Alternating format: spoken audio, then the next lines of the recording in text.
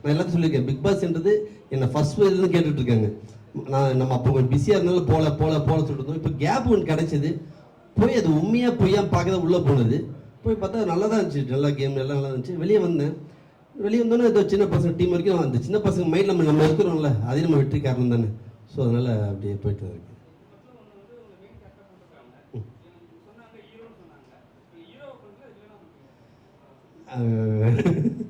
ரெண்டுமே and main hero darling தான், அது சொல்லக்கூடாது. பட் அது கதையோட மூவ் ஒன்று இருக்குல்ல, தள்ளியோட ஒரு ஆள் வேணும்னு சொல்லுவாங்கள்ல, அந்த ஆளை நடிச்சிருக்கேன் அவ்வளோதான். பட் ஹீரோயினிலாம் அவங்க தான்.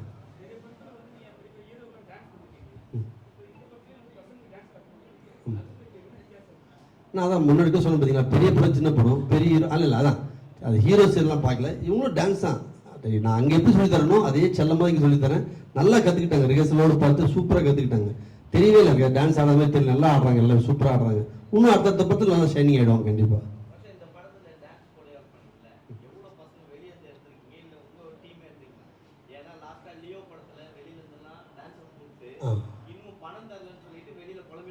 ஆமாம்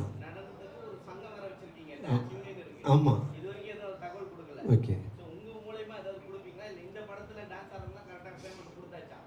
அது 2000 பேருன்றது எங்கள் யூனியன்லேயே கிடையாது. ஃபர்ஸ்ட் ஆஃப் ஆல் எங்கள் யூனியன்லேயே 800-900 பேருக்குள்ளே தான் இருக்காங்க. டைரக்டர் ஆசைப்பட்டது விஜய் சார் வச்சு பெருசாக பண்ணும்போது 2000 பேர் போனாங்க. அதுக்கு என்னன்னா எங்கள் டான்ஸர்ஸ்லாம் காசு கொடுத்தாச்சு. இந்த நான் நம்பர் டான்ஸ் வந்தாங்கல்ல, அவங்க யார் மூலியமாக வந்தாங்க? இப்போ நீங்கள் வந்தீங்க, நீங்கள் யாரும் சொல்லி தான் வந்துருப்பாங்க, இவ்வளோ வெளியே வந்துருப்பாங்க. அவங்க கிட்ட தான் கேஷ் போச்சு. அங்கே கை மாற்றுறதுல மிஸ்டேக் ஆகிட்டு நம்ம யூனியன் பேர்த்தவங்க டேமேஜ் ஆகிட்டு தர, மற்றபடி இப்போ போயிட்டு எல்லாத்தையும் முடிச்சிருவாங்க. ஸோ அதில் இதில் வந்து இது ஒரு க்யூட்டாக ஒரு ஃப்ரெண்ட்ஸுங்களாம் சேர்ந்து பார்ட்டி வைக்கிறாங்க. இதுக்கு நிறைய டான்ஸ் தேவையில்லை. அவர் கேட்டது எவ்வளோ வேணும்னு கேட்டதில்லை, வேணாம் செய்ய எனக்கு ஒரு 20 தான் போதும் சொல்லிட்டு ஒரு 20க்குள்ளே வச்சு பண்ணோம். அந்த மாதிரி போய்ட்டு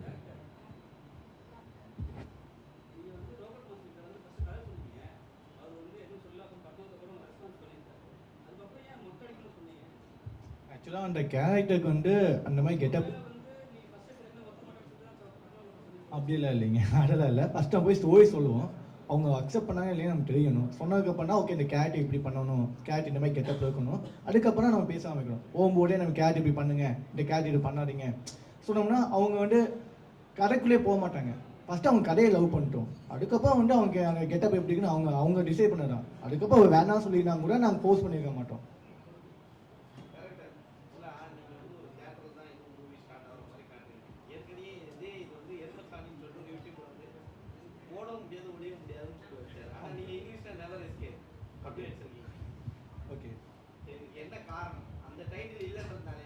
இல்லை அப்படியெல்லாம் இல்லைங்க, ஓட முடியும் ஒளி முடியும். முன்னாடியே பார்த்தீங்கன்னா நாகேஷ் ரங்கம்னு ஒன்று இருக்குது. அதுக்கு முன்னாடி ஒன்று பார்த்தீங்கன்னா வந்து தெலுங்குல ஒரு மூவி ஒன்று இருக்குது. இட்ஸ் லைக் 1817 சம்திங் ஒரு மூவி ஒன்று இருக்குது. ஸோ தியேட்டர் பேஸ் பண்ணி நிறைய மூவிஸ் வந்துகிட்டே தான் இருக்குது. நீங்கள் தமிழ் இந்தியாவுக்குள்ளே மட்டும் பேசிகிட்டு இருக்கீங்க, ஆல் ஓவர் வேர்ல்டு பார்த்தீங்கன்னா இன்னும் ஏகப்பட்ட மூவிஸ் எல்லாம் இருக்குது. ஸோ நீங்கள் தியேட்டர் வந்து ஒரு ப்ராப்பர்ட்டியாக பார்க்குறீங்க.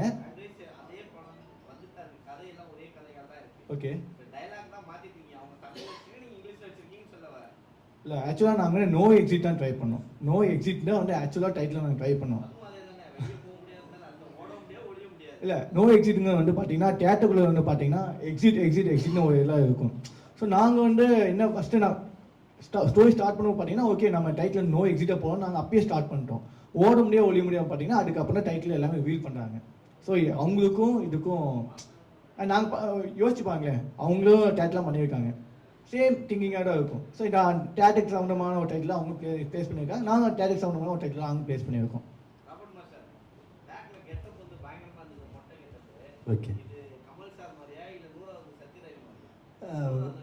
பார்க்குற நீங்கள் தான் வந்துடும், அது கமல் சாரா சத்யராஜ் சார். ஆனால் எனக்கு கமல் சார் ரொம்ப பிடிக்கும். இல்லை நம்மளுக்கு முன்னேற அவங்களாம் நம்மளோட மூத்தவங்க, ஏதோ சினிமா அவங்கள மைண்டில் வச்சு தான் பண்ணுது. நான் மோஸ்ட்லி சத்யராஜ் சார் கொஞ்சம் எடுத்துக்கிட்டேன். அவர் கொஞ்சம்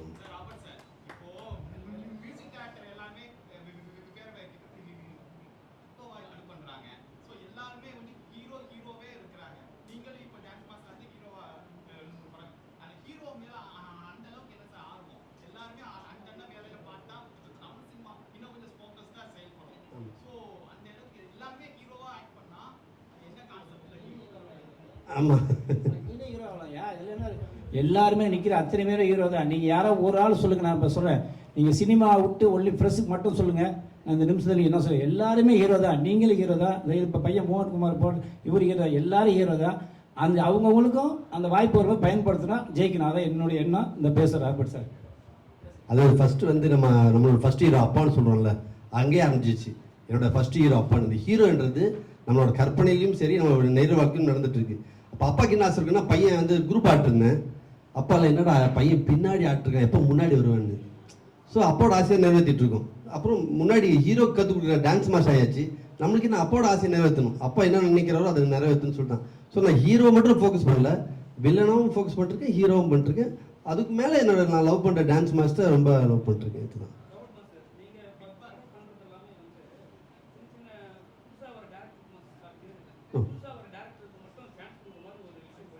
சரி, இல்லை இது பாதிப்புன்னு ஒன்று இருக்குல்ல. எனக்கு வந்து நிறைய படம் எனக்கு டைரக்டர் சொல்லி, இப்போ ரீசெண்டாக பெரிய பெரிய 2 படம், அது சொல்ல வேணாம் அவங்க பேர்.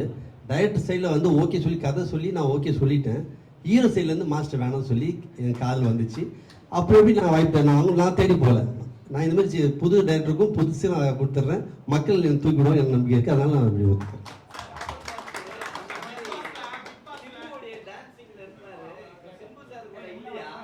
சிம்பா இல்லையே, அதுக்காக வெயிட்டிங். நாங்கள் பேசிட்டு தான் இருக்கோம். மச்சி வந்துடுறேன் மச்சி, உங்களுக்கு கொடுக்கணும். ஏன்னா என் வாழ்க்கை ஏற்ற கத்தி அவன் தான்.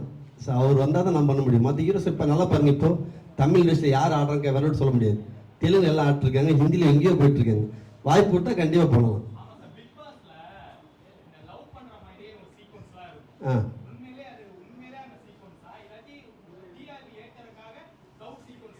இல்லை, அவங்க எதுவுமே சொல்லலை. நம்மளுக்கு என்னன்னா, அங்கே போய் உட்காந்துட்டோம். நான் போனது நான் தான் சீனியர் இல்லையா, இந்த பிக் பாஸ்ல நான் தான் சீனியராக போய் உட்காந்துருக்கேன். இந்த பக்கம் அசீம் கத்திட்டு இருக்கான் கபா கபா கபான்னு.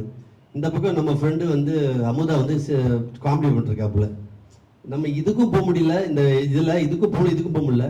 என்னடா பண்ணுறது யோசிக்கும் போது உண்மையிலே எனக்கு அந்த மூக்குத்தி அவங்க பிடிக்கும். நார்மலாக ஒரு கேளாக அவங்களுக்கு நிறைய சீட்டில் பார்த்துக்கணும் பிடிச்சிருந்தது. ஜஸ்ட் பேச தான் ஆரம்பித்தேன். அதை நம்ம ஆளுங்க என்ன பண்ணிட்டாங்க, ஃபோக்கஸ் பயங்கரமாக பண்ணி உள்டா விட்டாங்க. வெளியே வந்து தெரியும் அவங்கள்ட்ட பேசவும் கிடையாது, அவங்க நம்பரும் கிடையாது. அவங்க வேலையை அவங்க பார்க்குறாங்க, நம்ம வேலையை பார்க்குறோம். அங்கே ஒரு என்டர்டைன்மெண்ட் பண்ணி தானே ஆகணும், ஏதோ ஒன்று பண்ணி ஆகணும்ல. அது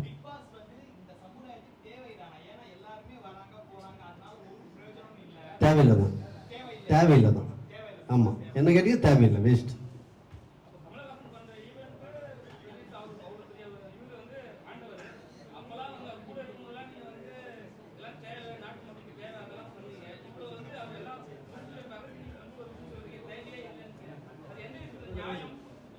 அல்ல ஆக்சுவலாக நீங்கள் சொல்கிற மாதிரி பார்த்தீங்கன்னா கமலஹாசன் பண்ணுற ஈவெண்ட்டு தான், அவரோட ஈவெண்ட் கிடையாது. ஐ மீன் அவர் பிக் பாஸ்ல ஒரு ஹோஸ்ட், இஸ் ஏ ஹோஸ்ட். அவர் வந்து ஹோஸ்ட் தான், ஓகேங்களா. பிக் பாஸ் வந்து அவரோட தலைமையில் ஒன்றும் நடக்கல. அது ஃபர்ஸ்ட் புரிஞ்சுக்குங்க.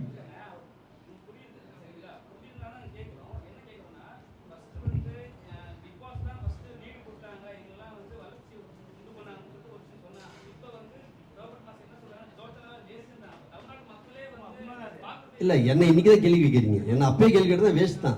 நான் உள்ளே போனது சம்பாதிக்க தான் போனேன். நம்மளுக்கு பேர் இருக்கு.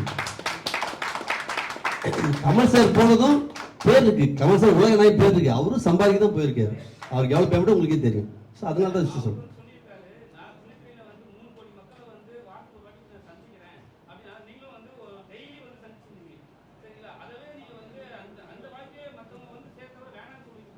ஆமாம், ஏன்னா அது உள்ளே பார்த்தீங்கன்னா நான் உள்ளே கூட அதை யாரும் கட் பண்ணிடுறாங்க. நீங்கள் 24 பார் பாட்டை நான் சொல்லுவேன் எல்லாருக்கையும், டேய் எல்லா பிக் பாஸும் சண்டை போடுறோம்ல, தயவு செய்து சண்டை போடாமல் பண்ணலாம்டா. நார்மல் வீட்டில் சண்டை போடுவோமா என்ன? எப்பயாவது அது வந்து எப்படியோ இது வேணும்னே ஆட்டோமேட்டிக்காக வந்துடுது. அது வேஸ்ட்டு தான். அது அங்கே வந்து உள்ளே இருக்கும்போது எல்லாம் உண்மையாக நண்பன் அப்படின்னு சொல்கிறாங்க. வெளியே வந்து ஒருத்தனும் வரல. என் பொண்ணு குயின்ஸியை கூட நான் வந்து என் பர்த்டே கூப்பிட்டாமா வாமான்னு, இல்லை டாடி வரேன்னு சொல்லிட்டு வரல. அவ்வளோதான். அந்த 4 செவத்துக்குள்ளே இருக்கும்போது தான் சொந்தங்கள். வெளியே வந்தோன்னா பந்தவங்களும் ஒன்றும் கிடையாது.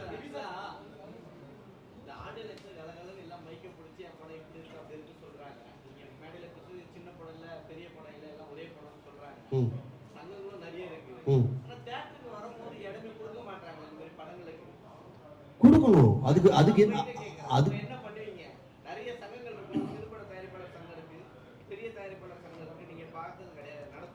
ஆமா ஆமா இருக்கு இருக்கு.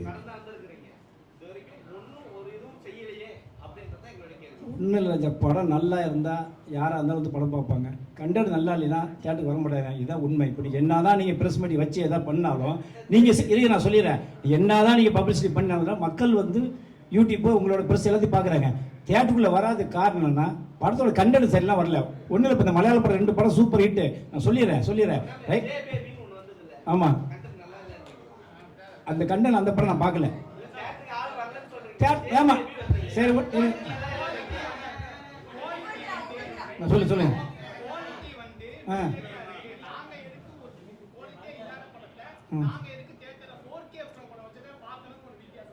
ஆமா கண்டிப்பா.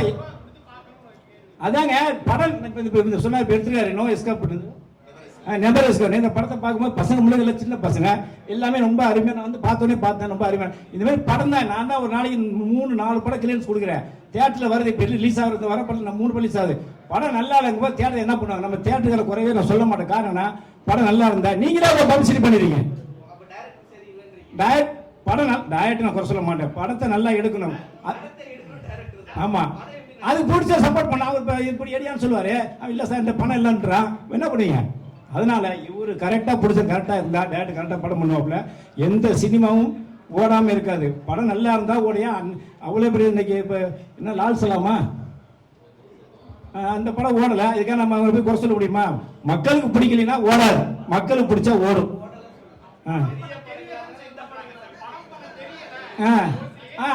ரைட்டு.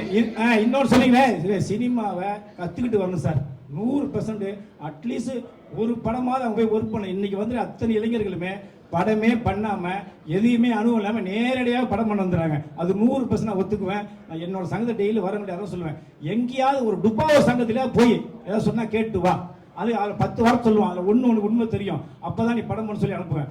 ஏமாத்திரம் ஒன்று பொண்ணு போட்டு நான் என்ன முனியாண்டி முனி பாசன்னு படம் நான் தான் வீடியோ போட்டேன். 3 கோடி ரூபா காலி. ஃபோன் பண்ணி சொல்றாரு, சார் 3 கோடி ரூபா என்னன்னு எல்லாருமே ஏமாத்திட்டாங்க சார். என்ன பண்ணீங்க சரின்னு உடனே அவர் சொன்னேன், இனிமேல் எங்கேயாவது ஒருத்தர் கேட்டுட்டு படம் பண்ணுங்க. அப்படி 3 கோடி போயிட்டார் விருதுனர். இல்லையே, டுபாவூர் சங்கத்தில் கேட்டு சொன்னேன். இனிமேல் தான் நான் கேட்க சொன்னேன். தோற்றதுக்கு அப்புறம் தான் சொன்னேன், ஏதாவது ஒரு 10 சங்கத்தில் ஒரு சங்கம் கேளு. அவன் 10 வாரம் சொல்லுவான், அதில் ஒன்று உண்மையா இருக்கு சொன்னேன். 8 சங்கம் இருக்கு. ஆமா, எங்க சங்கம் சிறுபட தயாரிப்பாளர் சொல்லல. நீ 50 கோடி இருக்கலாம், 5 கோடி இருக்கலாம், 1 கோடி இருக்கலாம், படிச்சிருக்கலாம். எங்களோட சங்கம் சினிமாவுக்கு உதவி பண்ணக்கூடிய சங்கம். நீங்க இன்னைக்கு எங்கள் சங்கம் நல்லா போதுன காரணம்னா எதுவாக இருந்தாலும் இறங்கி நான் வேலை செய்யணும். இதுதான் என்னுடைய கேரக்டர். எந்த படத்துக்கு எனக்கு டைலர் அமைச்சாரு, நான் டைலர் தான் பார்த்தேன். படம் என்ன நான் பார்க்கல. படத்தை பார்த்தா 100% நல்லா நேராக சொல்லிடுவேன். அந்த இருக்கிற அவுட்டுகள்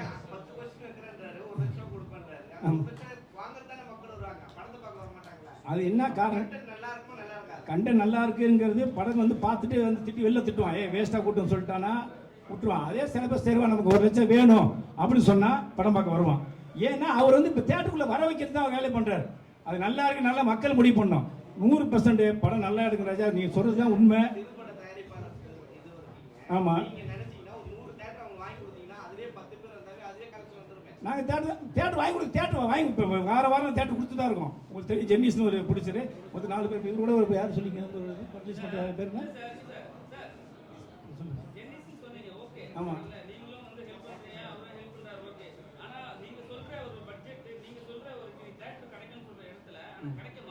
அது என்ன சொல்லுங்க, ஆர்டிஸ்ட் வேலையும் ஒன்றும் இல்லைங்க.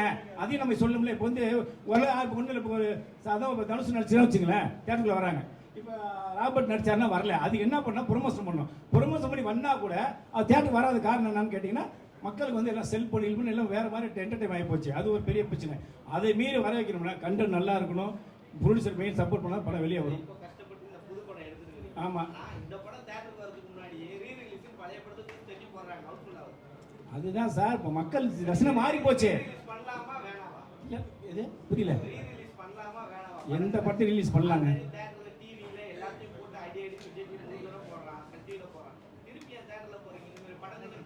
இருங்க, அன்னைக்கு அப்ப உள்ள படத்தோட இளையராஜா மியூசிக் எல்லாமே நல்லா இருந்துச்சு. இன்னைக்கு வந்து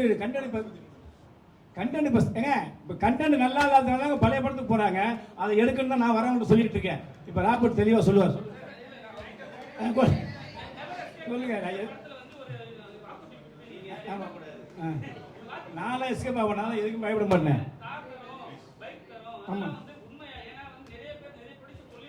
நாங்கள் எங்கள் சங்கத்தில் நாங்கள் பேசி உடனே படத்தனம் பண்ண முடியாது ராஜா. நாங்கள் வந்து ஒரே ஒரு கார் தர மாட்டோம். 100 படம் ரிலீஸ் பண்ண 100 வரைக்கும் அந்த படத்தை 100 கார் கொடுன்னு சொல்லி வாரத்தில் ஒரு கார். இப்போ தான் சொல்லிக்கிறேன், நான் படம் பார்க்கல, படம் பார்க்கணும் எதுவும் சொல்ல முடியாது. இப்போ தான் ட்ரையல் முடிக்கிறப்ப தான் வந்தேன். இல்லை ஒரே நிமிஷம், இந்த படம் ஓடினா தாங்க இவருக்கு ஒரு லைஃபு, எங்கள் சங்கத்துக்கு ஒரு பெருமை, அவருக்கு பெருமை. நம்ம கேள்வி கேட்குறதால படம் நல்லா எடுத்துருந்தா நான் நேராக ஒரு சப்போர்ட் பண்ணேன், எடுக்கலையா இல்லை சொல்லிடுவேன். இதுதான் என்னோட உண்மையான கேரக்டர். ஆக்சுவலாக நீங்கள் ஒன்று கேட்டீங்க, லைக் என்னன்னா படம் ஓட வைக்கிறதுக்கு ஆர்டர் வைக்கிறதுக்கு நீங்கள் வந்து ஒரு கான்டெக்ட் வைக்கிறீங்க, அதனால 10 கேள்வி வைக்கிறீங்க அப்படி ஒரு கேள்வி கேட்டீங்க. ஆக்சுவலாக அது உண்மை கிடையாது. எப்படின்னா இப்போ ஈவில்னு ஒரு மூவி இருக்குண்ணா, அவங்க என்ன லைக் அவங்க ப்ரொமோஷன் பண்ண ஒன்றும் பண்ணல. அவங்க என்னன்னா அவங்க சேலஞ்ச் விட்டாங்க தியேட்டரில் அந்த படத்தை வந்து யாரும் தனியாக வாழ்க்கை உட்காந்து பார்க்கணும். அதுக்கு அந்த படம் நல்லா இல்லைன்னு அர்த்தம் கிடையாது. அவங்க ஏன் அதை விட்டாங்கன்னா தனியாக வாழ உட்காந்து அந்த படத்தை வந்து பார்க்க முடியாது, அதே வித்தியாசம். ஸோ நான் ஏன் இந்த கான்டெக்ட் விட்டுருக்கோம்னா எங்கள் படத்தில் அவ்வளோ கேள்விகள் இருக்குது, அவ்வளோ ட்விஸ்ட் இருக்குது, அவ்வளோ நாட்ஸ் இருக்குது. அதனால் நீங்கள் பாட்டு உங்களுக்கு ஃபஸ்ட் புரியுதா, உங்கள் மக்களுக்கு தெரியுதா? நாங்கள் வந்து தமிழ் இண்டஸ்ட்ரிக்கு மட்டுமே வந்து மூவி பண்ணலை, அவ்வளோ இந்தியா ஆகட்டும் அவ்வளோ வேர்ல்டு ஆகட்டும் எல்லாம் சேர்த்து தான் பண்ணியிருக்கோம். ஸோ அப்படிங்க இருக்கும்போது வந்து ஸோ உங்களுக்கு எப்படி எந்த அளவுக்கு நாங்கள் ரீச் கொடுத்துருக்கோம், எந்த அளவுக்கு நாங்கள் சொன்ன கண்டென்ட் உங்களுக்கு புரிஞ்சிருக்கு, எங்களுக்கு ஒரு விஷயம் தெரிய வரணும். நான் அதுக்காக மட்டும் எனக்கு கேள்வி வச்சுருக்கோம். நீங்கள் சொல்லுமே ஆட்களை வர வைக்கிறக்காவோ அந்த இதுக்காக அந்த மாதிரி எண்ணமே இல்லை. யார் வேணால் பார்ப்பாங்க, படம் நல்லா இருந்துச்சு யார் வேணும் பார்ப்பாங்க. இதான் உண்மையான விஷயம்.